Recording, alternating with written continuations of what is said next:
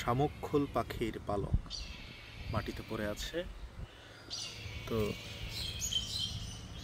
এমন একটি গাছের নিচে এসেছি, এখানে পাখিগুলো এসে বিশ্রাম নেয়, রাতেও হয়তো থাকে। এখন উড়ে খাবারের জন্য চলে গেছে, দুপুরে হয়তো আসবে। এখন সকাল 10টা, 10:30।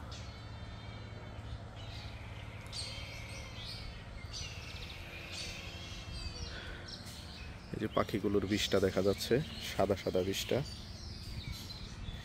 পড়ে আছে। তারপর এই যে শামুক, এটা ঝিনুক ধরে এনেছে। তারপর যে এখানে কিছু পালক আছে, এই যে ঝিনুক।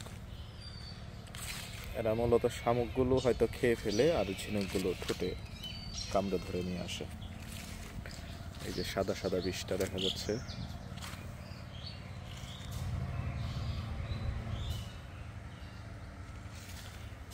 মোটামুটি পুরাতন একটি গাছ, বড় গাছ,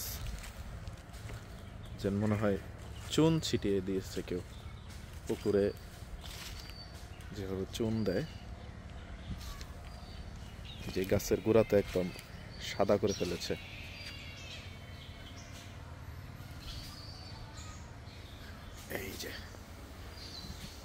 এই যে সে বসেছিল, আমাদের উপস্থিতি টের পেয়ে এটা চিল উঠছে। এই তো চিল।